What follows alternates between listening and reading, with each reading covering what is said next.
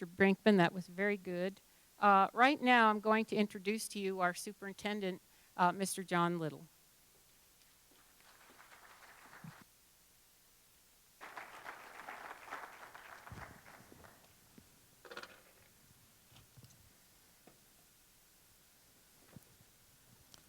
Thank you, Sandy. It's my pleasure to welcome you this evening to our 5th annual State of the District Address. I appreciate you all being here. I know it's a small group, but it's kind of like voting. You have more say the less people show up, right? So anyway, thanks so much for taking the time. I know lots of things are going on, and people are very, very, very busy, but I do appreciate those that are here. I would like to introduce a few members of my cabinet. Dr. Tracy Kinney, Assistant Superintendent of Human Resources. Dave Bartlett, Assistant Superintendent for Support Operations, back there in the shadows. Support Operations is probably joke is often in the shadows, making things work so that the technology works and the schools are clean and the buses get there and folks get fed. So very, very important job. And Dr. Mark LaHiff. Is Mark out there? I don't see Mark, but he's also on the cabinet. And in addition to what Mr. Mirich said about the students, I think our next greatest asset are our employees. And I have to tell you that, having worked in this school district a long time, we have a highly committed, dedicated staff in all areas, from our custodians to nutrition services to our paraprofessionals, to our accountants, to people that drive the buses, and our teachers and our principals. And they put a tremendous amount of work in, and without them, we wouldn't accomplish all that we've been accomplishing. Okay, we'll get started on the State of the District. Who are we? We're the largest district in Wyoming, closer to the national demographic profiles than state demographic profiles. Over 13,500 students, 35 schools. That number is growing, and of course we're growing rapidly. Our enrollment is almost 1,000 more students over the last 5 years. We have 750 more elementary students than we had 5 years ago, and then the rest would be in the secondary level. You can see we have about 15% of the student population in Wyoming, and you can see there's Laramie County School District number 1, and you can see a listing of all the other districts. And if you look at that shaded area, each one of our triads by itself is larger than all of those districts. Just kind of gives you a comparison of where we are, and we are pretty much different than a whole lot of the state. There are only 3 other districts that are close in size. Obviously, Natrona, Campbell, and Sweetwater would be much closer as a large school district. Our enrollment as of late 2017, you can see the results of the additional 740 elementary students that have come into our district. And as you look at this side, these students are gradually moving into our secondary. So in a couple of years, those numbers will all be up there. And we continue to get growth, so I think we'll see these numbers still continue to grow. What are the birth countries of Laramie County School District number 1 language learner students in the fall of 2015? Probably about 10, 15 years ago, most of our students came from 1 or 2 countries. That has dramatically changed. We have 624 English language learning students from 23 countries. There's a list of the countries.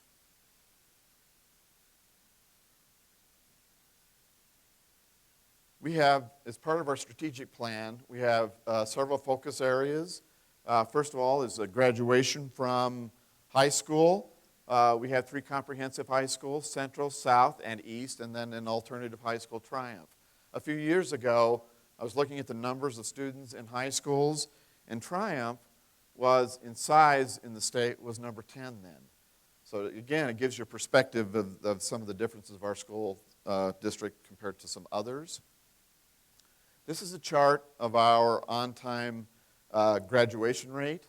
The data that we get from Wyoming Department of Education is 1 year behind, so the 75.93 you see up there for 2015, That's data that we put together. It could be slightly different depending on, the calculation each year, but we went ahead and charted that out.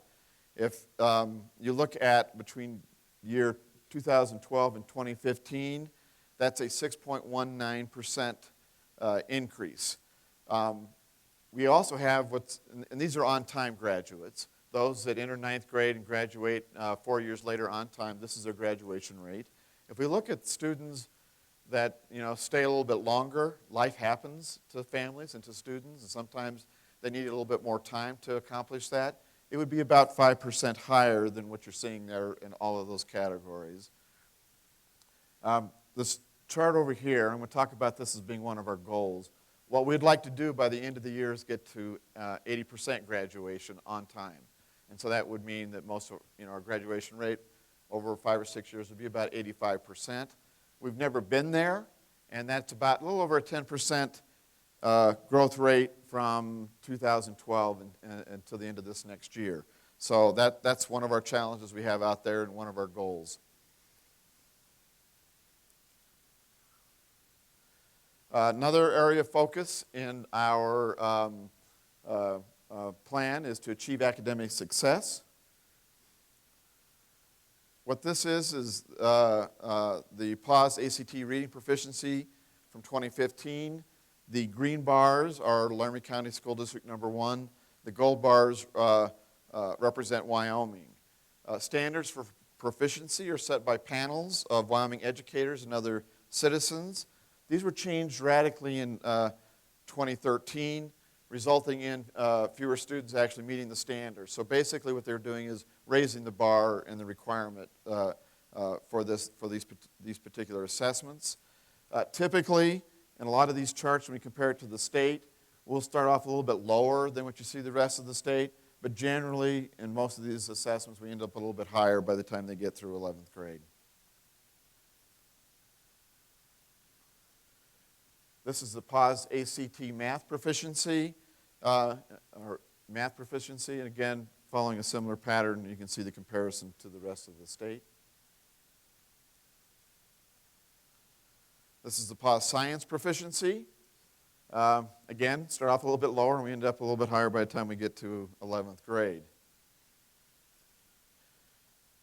This shows the trend in math PAWS proficiency between 2011 and 2015. Each one of these represents, get it back up. This represents 2011 going to 2015, and you can see when they changed that test, there's a huge drop. It was actually a new test that was written that year, and we followed a very similar pattern as the rest of the state in terms of that change.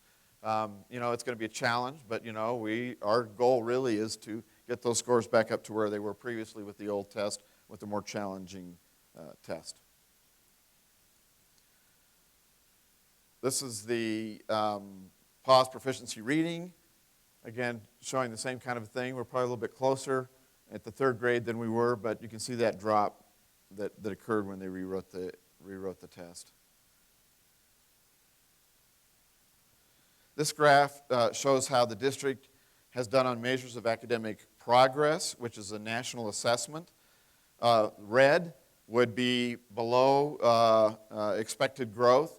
Yellow would be expected growth, and then green would indicate above expected growth.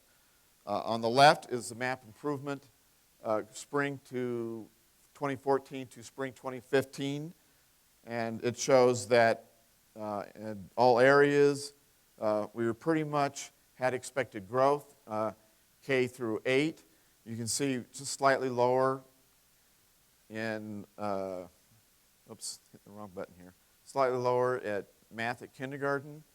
And then on the chart on your right is the map status spring result, and you can see how our students have grown against themselves, and we're doing very well in most grades there, or at least at average growth. Being prepared for college and careers is another focus area of our strategic plan.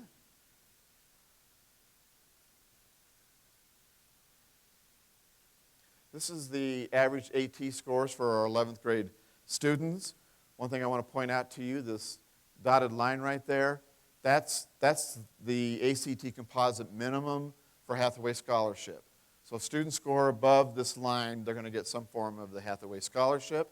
You can see some ups and downs, but the way the chart is put together in the scale, it's about a half a point in terms of deviation up and down.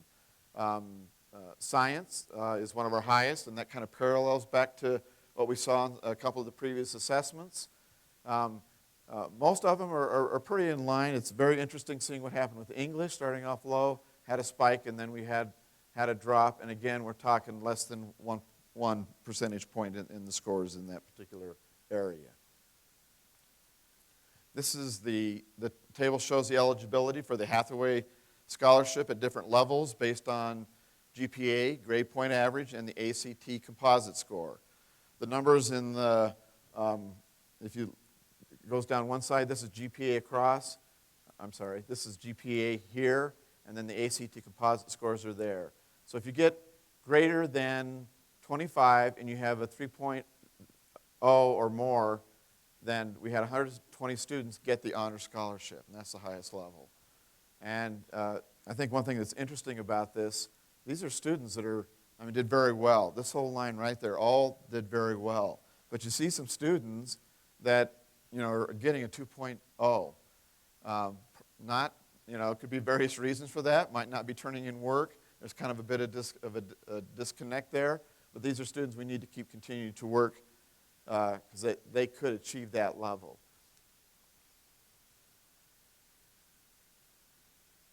Being a responsible citizen is another area of our focus for our strategic plan. This is a percentage of students with more than 10 unexcused absences. And I think it's very interesting, and I've heard a couple elementary principals tell me this, that kindergarten is not required, and so if a parent just stops bringing their kid, there's not a lot we can do about that. And I've had a lot of elementary principals tell me they would like to have it required because they could set the standard and the expectation early on so they don't get bad habits. But the 10 or more absences it's a pretty small percentage, 2.1% at the kindergarten level, and it stays pretty consistent. Then you hit kind of the middle level, and those of us that have had students hit the middle level, kids go through a lot of changes, and you can see this spike up here all the way to the senior level where it's 20.1%.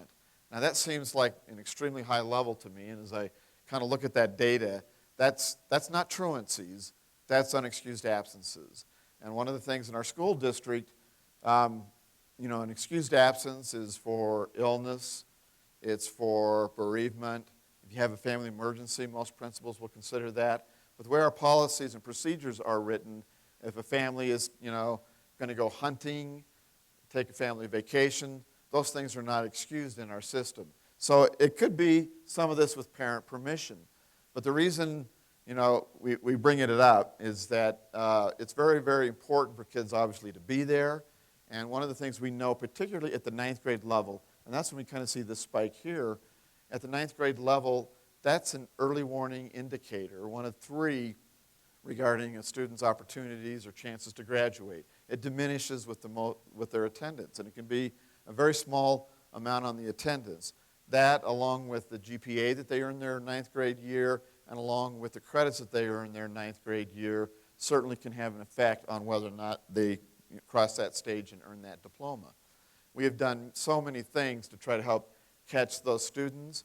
One of the things I often talk about in the public is, when you think about getting assigned to summer school, back when I was a kid, that was like punishment. And sometimes students just need more time. And we try to hire our best teachers to do the summer school to make it, a very good experience. And sometimes they need more time.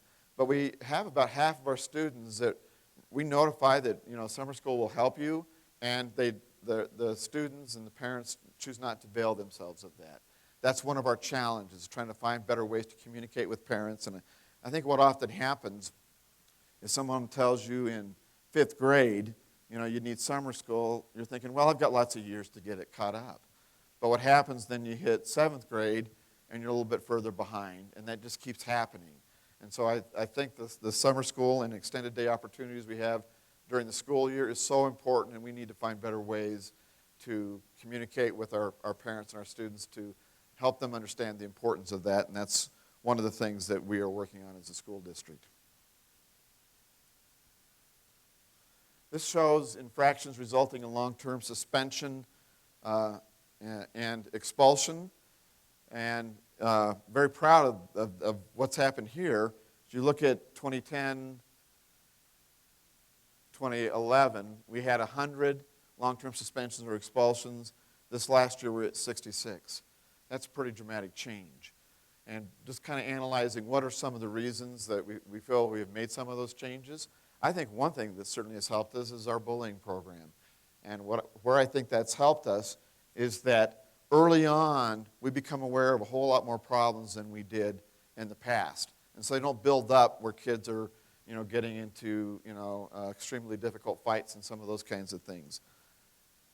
So I think that's helped us, and we're trying to make a better effort on notifying parents about our weapons policy. And some people think, well, maybe it's okay to have a pocket knife, but the things that we always talk about in lots of situations where it gets pulled out of the pocket, it's not generally kids. You think something, a kid would get violent about that, but when they're emotional and feel threatened, some things can happen that are not safe or ugly for the student and their family. So we've been trying to do a better job, and we've asked parents and every year to sign the form, talk to your kid about weapons, and your children to do that at the secondary level, and that's helped us a bit too. I think this is real interesting. This shows the infractions resulting in long-term suspensions. It's not all of them, because if you add that up, that won't equal the amount, but these are the major ones that we've had. And again, you can see it's left to right on the years, and the green would be the 2014-15 year. And you can see weapons continues to be number one, where kids bring some sort of weapon to school, not necessarily using those.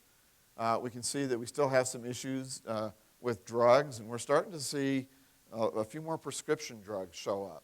We had a little concern we might see more of the marijuana kind of thing from Colorado. We have seen a little bit of that happen, and we talked about the parents where they received the drugs, and it was at home that somebody bought legally in Colorado and brought to Wyoming, which certainly isn't legal, kind of like the old liquor cabinet, I guess. But those are some of the issues.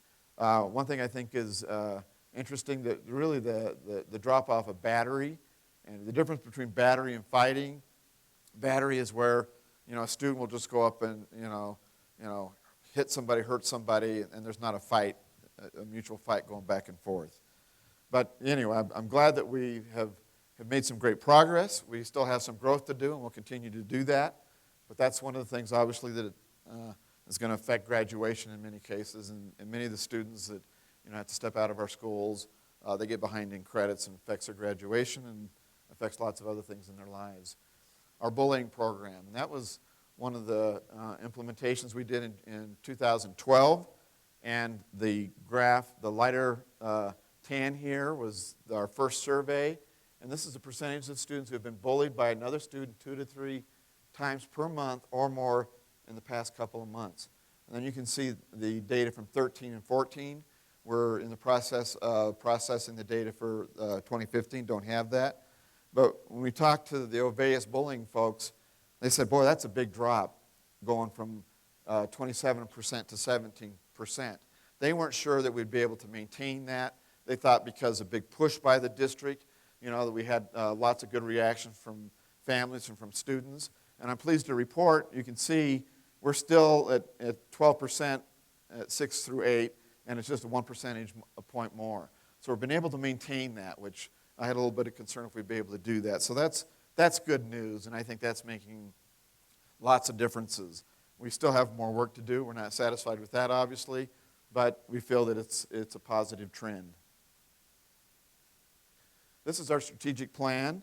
I was talking about, just reviewed the 4 focus areas: achieve academic success, graduate from high school, be prepared for college and careers, and be responsible citizens. We have work that we do and plans, regarding student achievement, shared leadership, stakeholder engagement, inviting you to this, asking your opinion about how we're doing and suggestions that you might have are critical to us. Seamless learning as we transition kids from various grades. We're doing so much more than ever happened before. I have, high school principals going to elementaries talking about coming to high school. And it's just really trying to transition that whole process. They're doing some great things. And effective and efficient resources, as Sandy Shaner talked about, our economy and some of those things. We probably, no doubt, will have to do some belt tightening as the state goes through what they're going through. And we'll have to be even more effective and efficient with all of our resources in the school.